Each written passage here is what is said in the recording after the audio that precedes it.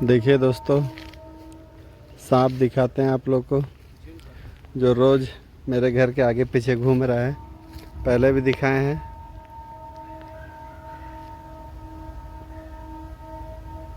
दिख रहा है, देखिए अब उधर जा रहा है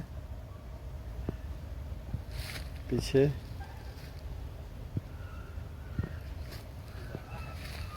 वही, इसको कुत्ता देखता है तो भौंकना स्टार्ट कर देता है, इसीलिए हम लोग को पता चल जाता है कि सांप है।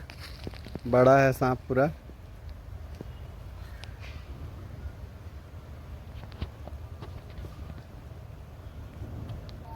ऐसे हम लोग का ज़िंदगी चल रहा है।